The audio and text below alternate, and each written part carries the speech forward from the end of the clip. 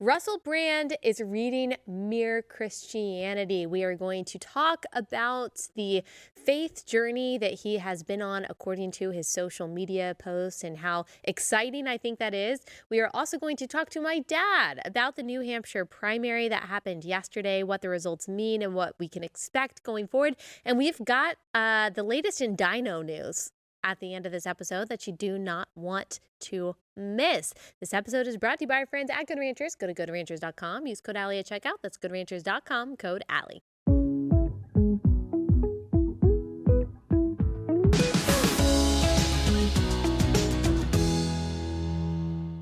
Hey guys, welcome to Relatable. Happy Wednesday. Hope everyone is having a wonderful week so far. All right, like I said, we've got my dad here. He's going to give us his analysis, not just on the New Hampshire primary, the state of the race, but also going to give us some encouragement because I've just been feeling, I don't know, kind of sad this week about the state of our country and politics, which you might think, well, I mean, shouldn't we always kind of be bummed about that? I mean, it's not like things have been going that great for the past few years, but I don't know. I guess realizing that we are about to be thrown into what is probably going to be a chaotic storm of an election year. I guess I just have some trepidation about that. But my dad is really, really good about giving us perspective and giving us encouragement. So you're going to love that interview, as you always love the interviews with my dad. But before we get into some of that, I do want to remind you, especially related bros out there, that your related gal in your life, she wants relatable merch. Okay, she just does. She wants our Self-Love Won't Save You merch. We'll put that up if you're watching on YouTube. We've got our 4 new shirts. We've got a chambray color, and guys, if you don't know what that is, that's like a light blue. We've got a purple, we've got a red, we've got an ivory, and then we've got the crew neck sweatshirts. I don't even have my product in yet. I'm super excited about those crew necks. We've got our totes, and we've also got the same design on a sticker. Check that out, alliemerch.com. The related gal in your life will love it. Or related gals, get that Valentine's Day gift for yourself. Not in the name of self-love, but just because I'm telling you to. Okay, let's talk about this New Hampshire primary. So before we get started with my dad, I'll just give you a little bit of information. Yesterday was the primary in New Hampshire, and going into this, Trump was leading with a 53.9%, and Nikki Haley was at 36.3%. So Nikki Haley, honestly, pretty competitive. And with DeSantis dropping out, obviously both candidates are vying for the votes of his supporters. And so here's what Nikki Haley said to the DeSantis supporters who are looking forward to voting for him in the primary, who obviously are not going to now. She said, "What we say to DeSantis voters is it's time for a new generation," which is just, I think, like a funny line, considering that she has been a politician for so long and she's older than him, but whatever. What we say to DeSantis voters is it's time for a new generation. It's time to stop the chaos. It's time to stop the noise and get America back on track. We know that DeSantis supporters love America, and we know that they want a new generational conservative leader. And so what we're saying is we're going to fight for you. We're going to earn your support. Okay. Independent voters make up roughly 40% of the electorate. It can vote in either major party's contest in New Hampshire. My dad will explain a little bit more of that and how that maybe played into the results. So Nikki Haley, as we'll talk about, she came in second, and here she is saying, you know what, I'm not dropping out, not now.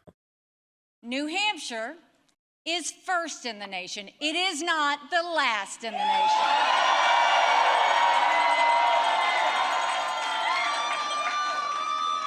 This race is far from over. There are dozens of states left to go. All right, so she's going to continue going. Her next primary, or the next primary, is in South Carolina on February 24th. Now, obviously, people are calling for Nikki Haley to drop out. Trump supporters like J.D. Vance, he said, congrats to Donald Trump and the entire team on a decisive victory in New Hampshire. At this point, Haley can either drop out or help the Democrats. So that's where things are right now. She's going to hold on, and we'll see what happens. I'll leave the rest of the commentary on that to my dad that he'll be giving in just a second. Meanwhile, while that was happening, President Biden spoke at a pro-abortion rally in Virginia yesterday. And here's what the president had to say. Hello, Virginia. And the real governor, Terry McAuliffe. Okay, so as Megyn Kelly said, election denialism is only bad if your name is Trump. If Trump had done something like this, if he had gone to a Democrat-run state and he said, "Oh, the real governor is ex-Republican," Joy Reid would have had a conniption. We would have had 1,000 op-eds about how this is dangerous rhetoric that undermines democracy. But because the dementia patient and the White House said it, oh, it's just cute and it's just sweet Uncle Joe. So it's actually kind of funny, but also sad. I'm not saying that Trump's mental state is the same place as Biden's is, but both the Twitter pages, like the war room Twitter pages for the Biden campaign and the Trump campaign, are both posting videos of the other candidate talking incoherently, saying things that just do not make sense. And again, I think that Trump is much more coherent and eloquent than Joe Biden is, but both of them are getting up there. They're very far up there. And so they say things that just leave you scratching your head and you're like, what was actually said? So that's going to be also the next several months of our life. All right. That's enough of my commentary on that. My dad has a lot of good things to say. Before we get into that conversation, let me tell you about our first sponsor for the day, and that is Carly Jean Los Angeles. You guys know I love Carly Jean Los Angeles. I love so many of their clothing products, but my favorite have to be their jeans. All of their jeans fit so well. I think they're super flattering. They're really comfortable. I honestly cannot stand wearing any other kind of jeans at this point. I don't care if they're designer, where they're from. I prefer my Carly Jean Los Angeles jeans because they fit me at every stage of life, every season of the year. They've got a wide variety, so you can find a pair that works well for you and your body. I just love CJLA, run by a Christian, America-loving family, so you can feel good about supporting them too. Go to carlyjeanlosangeles.com and use code relatable25. You'll get $25 off a $125 order, or relatable50 gets you $50 off an order of $200 or more. So lots of ways to save. Go to carlyjeanlosangeles.com, carlyjeanlosangeles.com.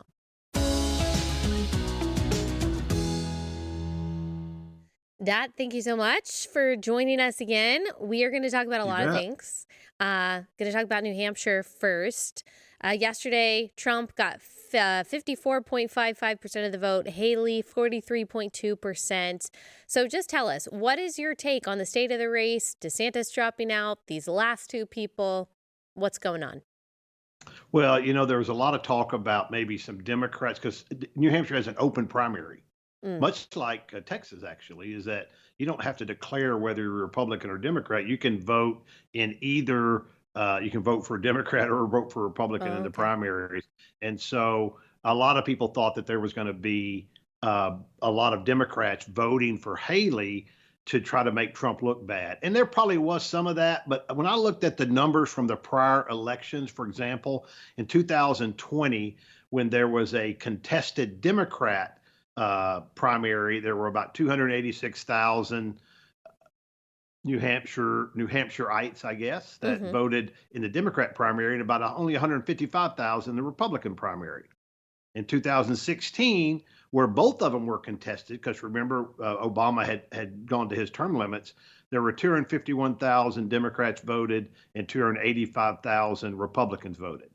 And this year, in 2024, there were 300,000 Republicans vote and a little over 100,000 Democrats vote. So it tells me that it really was mostly Republicans that voted in the Republican primary. A lot of Democrats stayed home because Biden, obviously, he didn't even participate. He just did a write-in thing. So I don't think it was quite that. So that tells me that moderate Republicans, which are a lot of the people in New Hampshire, we would consider them moderate, certainly socially moderate, if not fiscally moderate.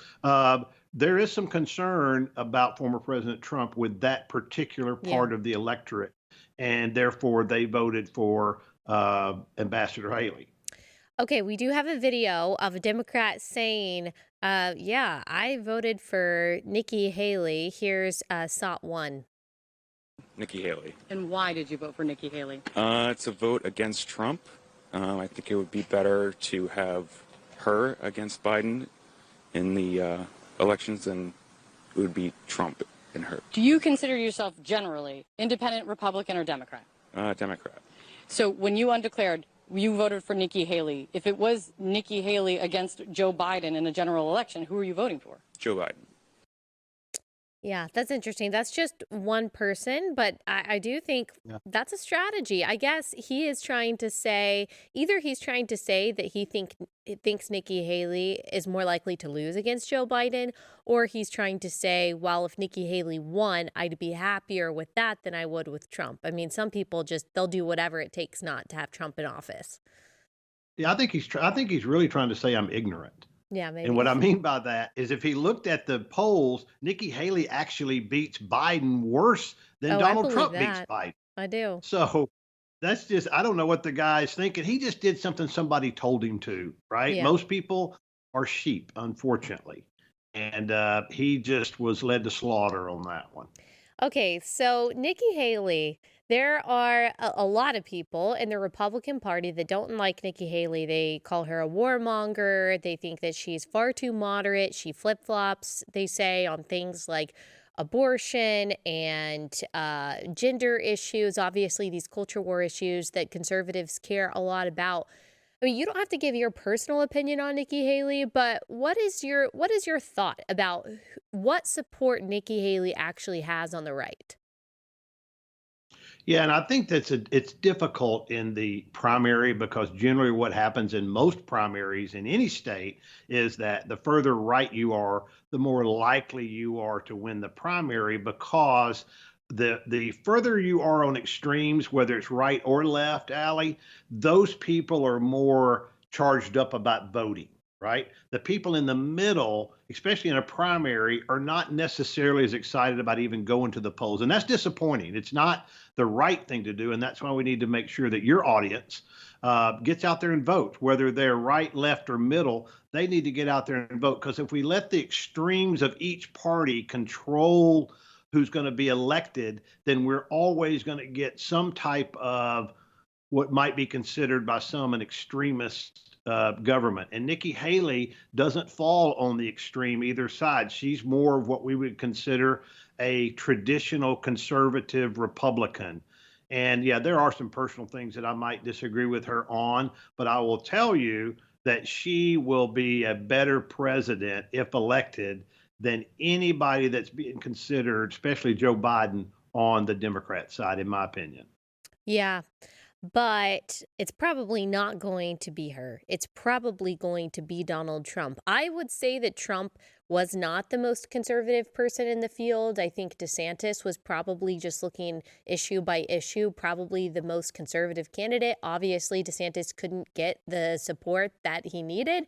I don't think DeSantis being as conservative as he was, certainly I don't think that he would have been any kind of like extremist leader. I just worry about someone like Nikki Haley and a little bit about Donald Trump too, that they're going to be too compromising on the things that I care about. But obviously I agree with you that they're better than Biden.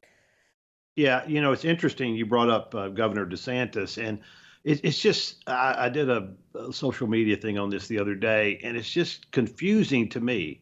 I can't tell you how many people, and probably you experience this as well in messages that you get, how many people told me, look, I love the policies of the Trump administration if he would but not be so bombastic or so condescending or just get off of Twitter X more, I would be 100% behind him. Well, you had that in Ron DeSantis. His policies were every bit as conservative as anything the Trump administration did. He's proven that as a governorship, and yet he wasn't bombastic. He wasn't someone out there that sought personal attention, and yet he didn't get the traction related to that. So it's disappointing to me that people vote for someone that they like or someone that they feel like has the pizzazz and that type of thing, because really you're not voting for the person. Will you understand this, folks? You are voting for the policies that his or her administration puts into place. All right. I don't care if they've got a green head. If they've got the right policies, that's how we should vote.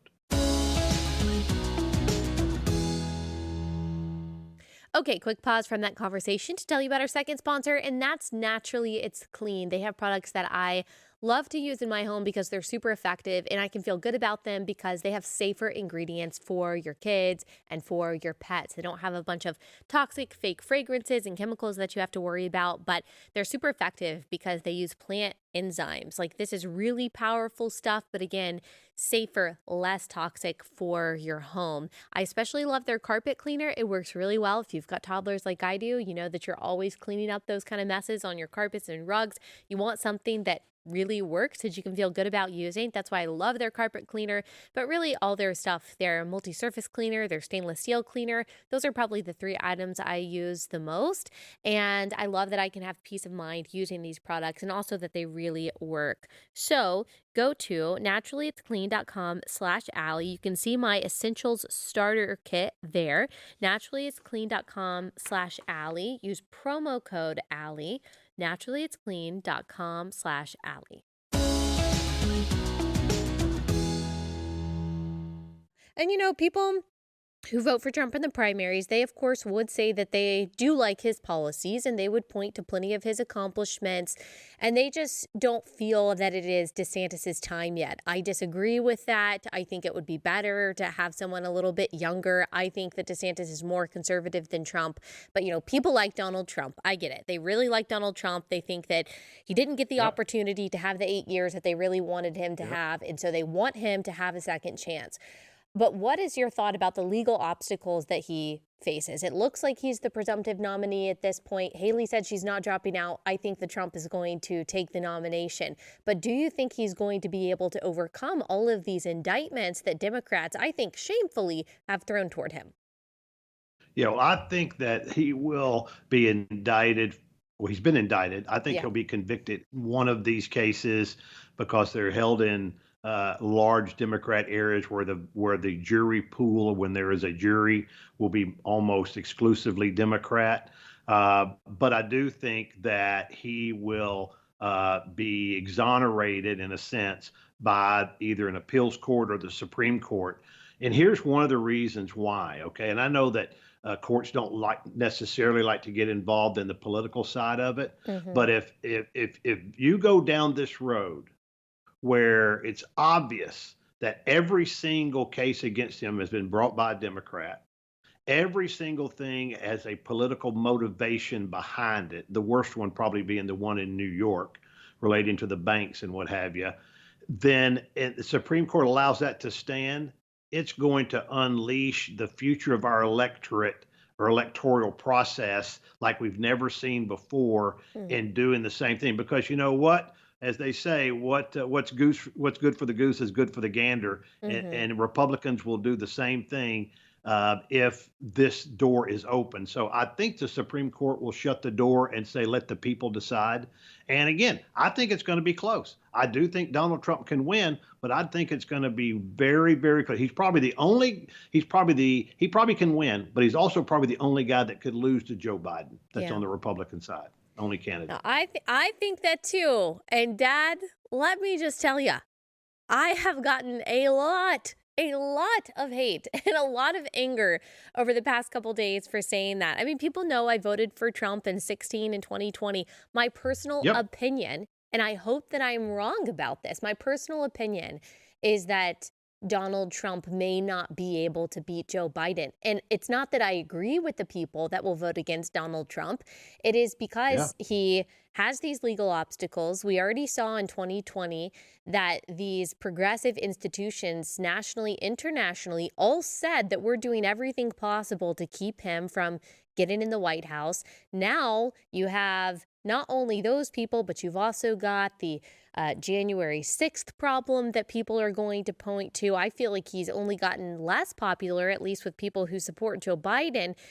And so I'm just afraid that he's not able that he's not able to do it. That's my biggest concern. And people get really angry at me when I say that. Yeah. I hope I'm Well, wrong. I hope I'm wrong. But then you've got the RFK no, issue. He's going to be taking a lot of votes. yeah, I think the RFK issue will split on both sides, Yeah. honestly. But I do think, first of all, anybody that's angry with you, just tell them to come through me first, okay? Okay. Because we've got issues with that one.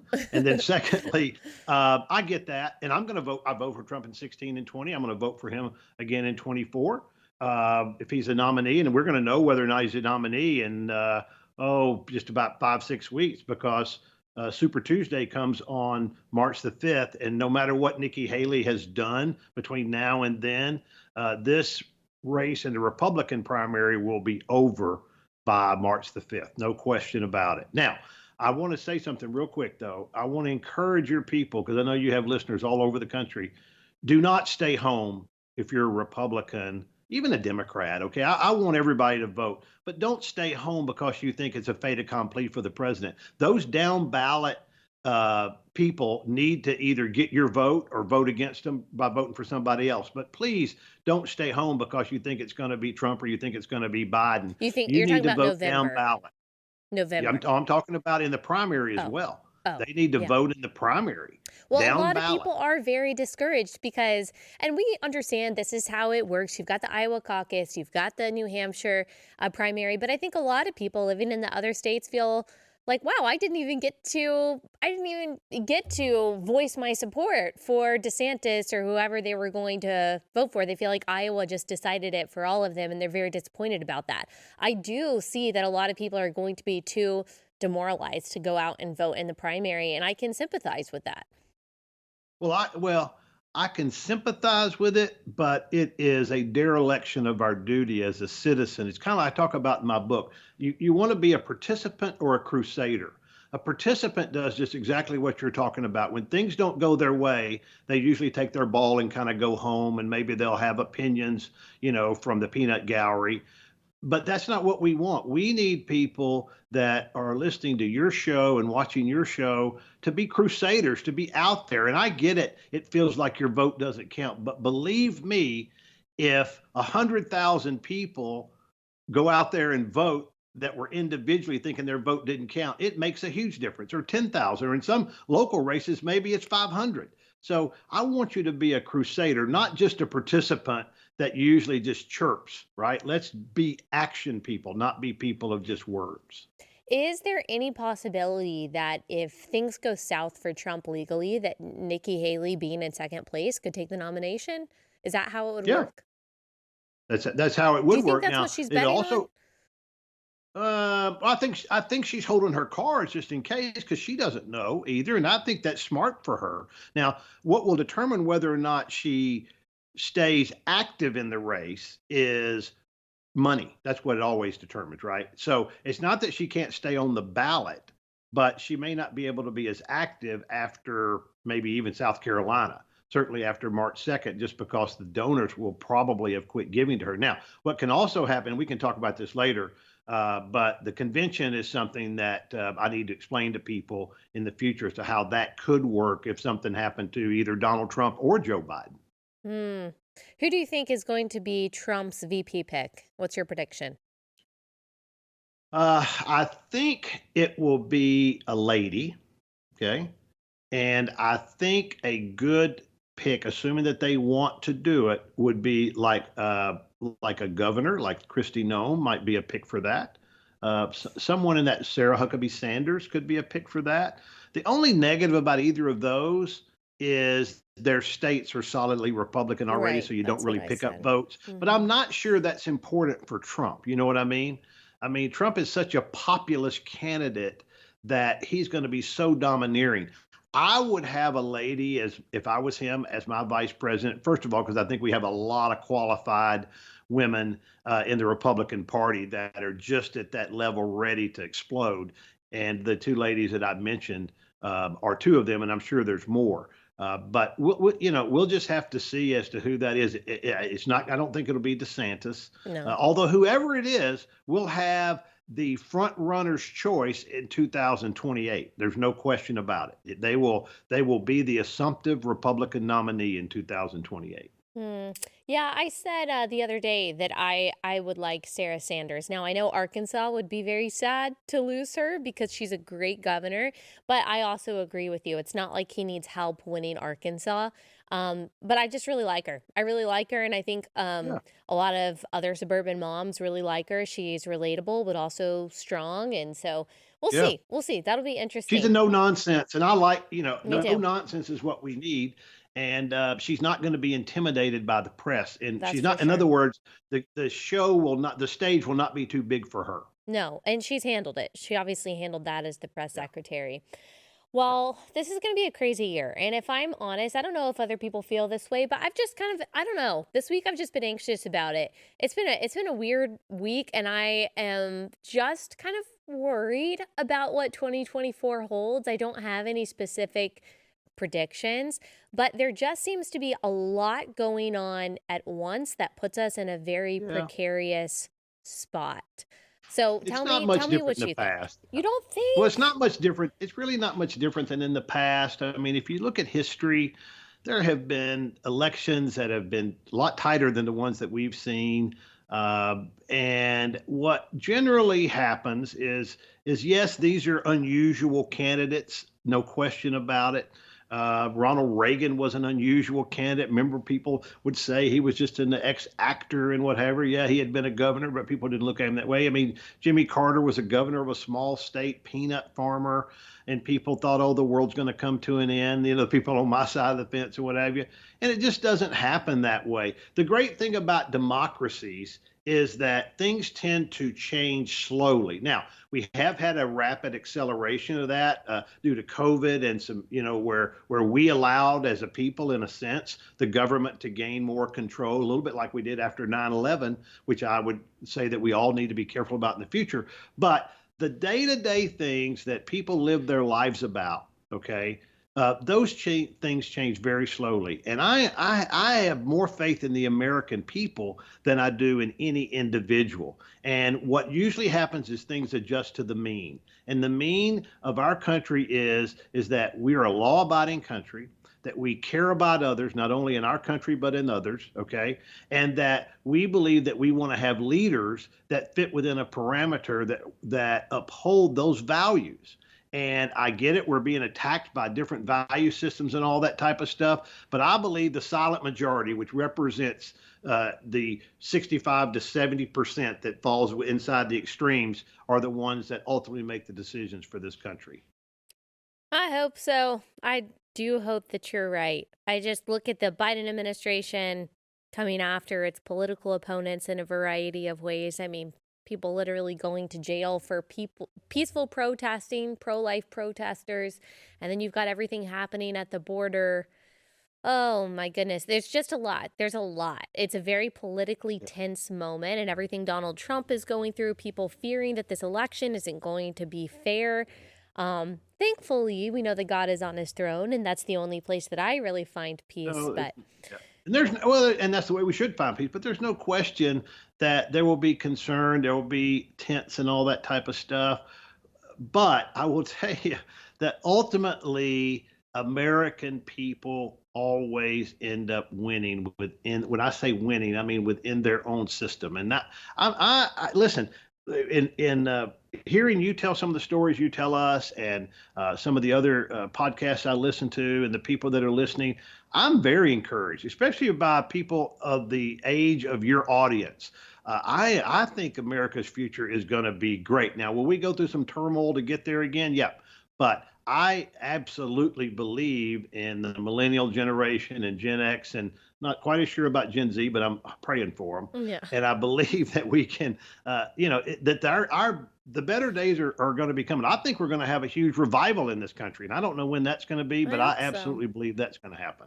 Well, I hope so. That's true. You and mom do get all of the positive, sweet messages that I get. And God is always really faithful to send me those messages when I'm most discouraged. And so I appreciate that. And I do agree. People's minds can change and are changing in a lot of very positive ways. So thank you for that encouragement. All right. Just You bet. remind people about your book quickly and then where they can get that book. And we'll put the cover up on the screen if you're watching on YouTube. Okay. Yeah, sure. My book is Life Lessons from the Little Red Wagon. And you can find that on Amazon or anywhere that you buy books. You can get the Audible version. If you're a Ronald Reagan fan, Ronald Reagan, I'm not going to tell you how I did this, but Ronald Reagan helped me read a portion of this book. So if you're a Ronald Reagan fan, go to Audible and download that. I think you'll enjoy it. Yes, you will. The audiobook is really, really good. So I encourage people to go check it out. Very, very encouraging book. Easy to read too, with a lot of good lessons. So thank you so much, Dad. And my dad will be back Hey, soon. He'll be giving us election updates and analysis periodically throughout the year. So y'all can look forward to that. I know you like these segments. Thanks, Dad, and enjoy your take care. vacation. All right, I will. See you. Bye. Bye, sweetie. See, I told you guys. I told you guys that was going to be encouraging. And whether or not you agree with all of our analysis, hopefully you walked away with some knowledge and edification there that can make you feel better and more equipped walking into this absolutely crazy season that we're about. He's calling me right now. My dad is calling me right now. He knows that I'm recording. Dad, don't worry. I'll call him back. Okay, before we get into the rest of the episode, let me tell you about our next sponsor, and that is Chase Medical. Okay, so we know there's a lot of craziness and chaos going on in the world, and as I just said with my dad, we don't know what is going to happen this year. It's just better to be safe than sorry. We don't want to be paranoid and anxious, but we do want to be prepared, do everything that we can to take care of our families. So you want that food supply stowed away. You also want a water supply just in case an emergency happens. But you also want to make sure that you have medical supplies. You want to make sure that you have a year-long stash at least of the prescriptions that you and your family rely on, as well as common antibiotics for the most common infections. If you can't go the traditional means to get these medications, you just want to make sure that you have a stash to fall back on. Hopefully you'll never need it, but you can feel good, have peace of mind knowing that you have it just in case. Go to jacemedical.com today. Enter code Allie at checkout for a discount on your order. They'll make sure that you get all those medications that you need. You can go through their telemedicine process. It's fully confidential. They'll help you out. Go to jacemedical.com. Use code Allie at checkout. That's jacemedical.com, code Allie. Okay, switching gears now. I want to talk about Russell Brand. So I think Russell Brand is one of the most fascinating people. I really like following him, seeing his takes, listening to him. He's just extremely refreshing, obviously a critical, independent thinker. I'm sure there are plenty of things that we don't agree on. I don't think he's, the same kind of traditional conservative that I am, but he does encourage people to question and to think through things and not to just listen to all of the talking points that are parroted to them, but to really be inquisitive and to ask the right questions and to not be controlled by propaganda. And I really appreciate that about him. I think he's really courageous in calling out a lot of the lies that we are told by the establishment, by the most powerful entities. And we need voices like that. We need independent voices, voices that aren't necessarily partisan, who maybe are stepping outside of the traditional political binary and saying, I got questions about both sides of this. So I think that he has had a very positive impact on people and getting people to just critically think through things. And he has been posting recently about his faith and how he is learning more about Christianity, which is awesome. I think some people would have maybe considered him, I don't even know if there's one label that you could give, but some people may have considered him kind of woo-woo. He's very into yoga, like he's very spiritual in that sense. And so maybe some people even would have said that he's kind of new age. I don't know that he has ever expressed traditionally his affinity toward Christianity, but recently he's been talking about it more. I find it very exciting. So here's a clip of him talking about why he wears a cross. I need a personal relationship with God. It occurred to me that if instead of always talking to myself inwardly, I could replace one of those voices with an indwelling God. It says in Galatians, it is our job to die so that as Christ died on the cross, he might be reborn in us. I'm very interested to hear what you think, because for me, my heart is open. Yeah, you know what? That is so interesting. And before that, we couldn't play the entire video, but he says the reason I wear a cross is because Christianity, and in particular the figure of Christ, are, it seems to me, inevitably becoming more important as I become more familiar with suffering, purpose, self, and not self. Now, does he believe that Jesus was a real man, really God made flesh, who uh, came to earth in a virgin birth and lived a sinless life and then died on the cross for our sins and was raised again 3 days later and now stands at the right hand of God? I don't know if he believes literally in all of those things or if he sees Christ more as a figure, more as a metaphor, more as someone to emulate rather than a God to worship. I'm not sure exactly where he is, but I'm excited to see this. And I love that he's talking about it. And, God is so faithful and the word of God does not return void. So even hearing him quote Galatians, it's exciting to me because I so trust the Lord and I so trust the power of his word that no matter where Russell Brand is right now on his spiritual journey, I can be so enthused about the fact that he is reading the Bible and that he is considering Christ. And he posted also just the other day, maybe it was yesterday actually, that the post went up on Instagram, that he's reading 2 books right now. And one of them is Mere Christianity by C.S. Lewis. And the other one is, yep, there it is. And the other one is Purpose Driven Life by Rick Warren. Now, these are 2 very different books. I'm not the biggest fan of Rick Warren. He is considerably more to the left than I am. I'm not calling him a communist or anything like that, but he's certainly egalitarian when it comes to gender roles and the roles of women in the church. He's been very outspoken about that. And I might have made an error, and I do want to apologize for that. I think I said on Instagram that he was pro same-sex unions, and I should have been more careful before saying that, so I apologize because I'm not sure if that's entirely true. He said something recently that made me think that he was wavering on that, but you know what? Before I said that, I should have checked. I should have thought more carefully about that, so I do apologize. But regardless of that issue, Rick Warren is more of a prosperity preacher than I would say is biblical, than I would say is good. So I'm not in alignment with everything that Rick Warren says theologically. I personally have not read Purpose Driven Life. A lot of you have shared your concerns with me, and so I'm sure that I am in line with my Reformed brothers and sisters when it comes to the problems with Purpose Driven Life. However, I am still very excited to see this post. First of all, Mere Christianity is one of the greatest contributions to the church that exists.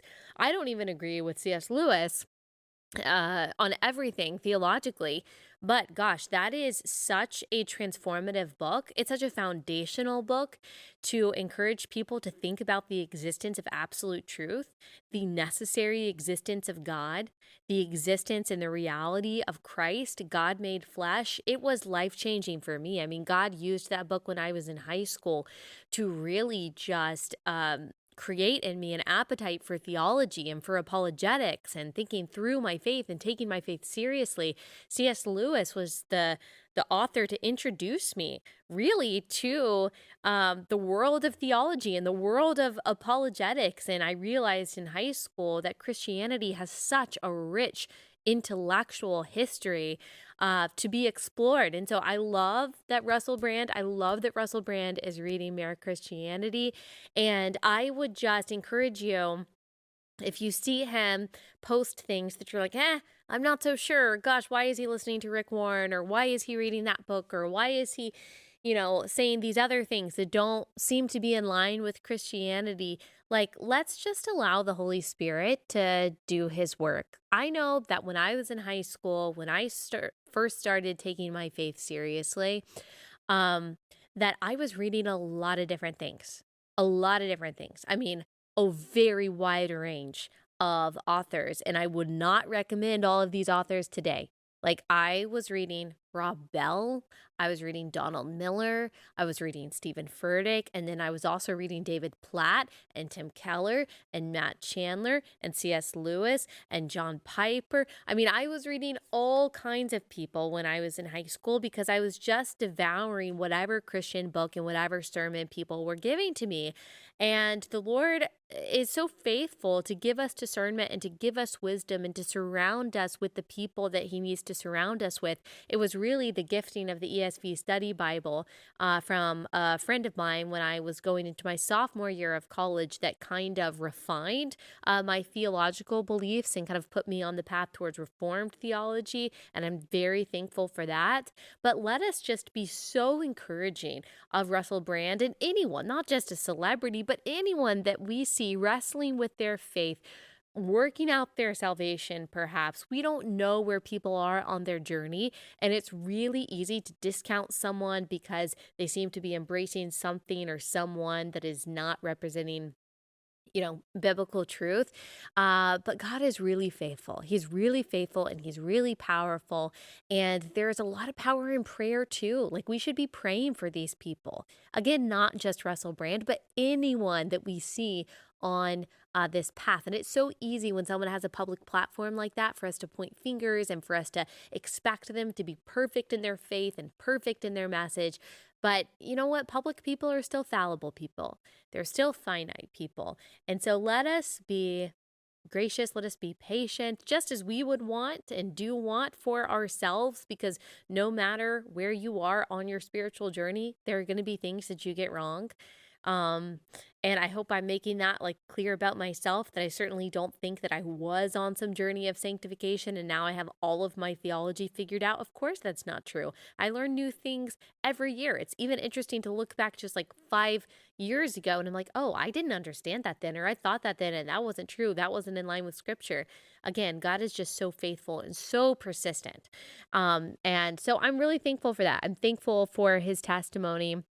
Pastor Greg Laurie responded to Russell Brand when he was, has been posting things like this. He posted a long letter addressed to him in which he explained that he was once put off. Greg Laurie was once put off by Christians until he heard the gospel, and so explained the gospel to him. Babylon Bee CEO Seth Dillon wrote, if Russell Brand is not a Christian already, he may get there soon. The important question he needs to answer for himself is not whether Christianity is useful, but whether it is true. And that is absolutely, absolutely true. Independent presidential candidate RFK Jr. replied to Brand's video simply, brilliant. So it's really interesting. It's really interesting to see all of this. Russell Brand, I would love for you to come on Relatable like Kat Von D did and talk about your faith and talk about theology. I think that would be fun and very encouraging for me. All right, just a couple other things that I want to talk about, but I wanted to give you that good news. That God is working. God is working in people and changing minds. Absolutely. My dad was right to bring that up. And that is just, it's so true. And we can be so uplifted by that. All right. Before I get into the last couple of things I want to talk about, let me tell you about our last sponsor for the day, and that is Patriot Mobile. Patriot Mobile is America's only Christian conservative wireless provider, the only one. They offer dependable nationwide coverage, giving you ability to access all 3 major networks, which means you get the same coverage you've been accustomed to without funding the left. So when you switch to Patriot Mobile, you're sending the message that you support things like free speech, the sanctity of life, Second Amendment, and our military, veterans, and first responder heroes. Their 100% US-based customer service team makes switching easy. Keep your number, keep your phone, or upgrade. You can also get free activation when you use my code Allie. Go to patriotmobile.com/Allie, patriotmobile.com/Allie. Okay, we don't have time to talk about all the things that I want to talk about. We had a whole segment planned that has to do with surrogacy and sperm donation. Might need to just dedicate we might just need to save these, actually. We might just need to save these for another day because they all go together. You know what? I think I'm about to make a game time decision. I'm going to make a game time decision here. And you know what we're going to talk about, Bree? Instead of talking about those subjects, We're going to talk about dinosaurs. I thought you might go there. I went there. Okay. And okay. So here's what is sparking today's discussion of dinosaurs, which per usual is going to make people angry. So this is from the Washington Post, and this was posted on January 21st. Megalodon study reignites debate over extinct sharks. Okay, so this is what the WAPO says. A new study published in the journal Paleontologia Electronica, bunch of nerds, is fueling the ongoing debate about what the megalodon really looked like and what its role was in ancient ocean ecosystems. The extinct shark megalodon is often imagined as a beefy, supersized great white with a gaping maw of pointy teeth capping off a powerful body that spanned 50 feet from nose to tail. Now, a team of more than 24 scientists argues that the megalodon may have been slimmer and longer than previous estimates. According to the Washington Post, the Otodus megalodon has been extinct for 3.6 million years.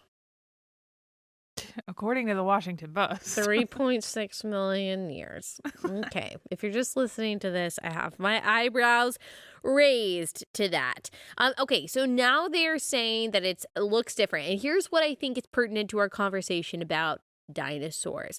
Much of what is known about the megalodon's body stems from a collection of 141 pieces of its backbone discovered in the 1860s in Belgium. Okay, can we just talk about for a second that a lot of weird stuff was happening in the late 1800s, okay?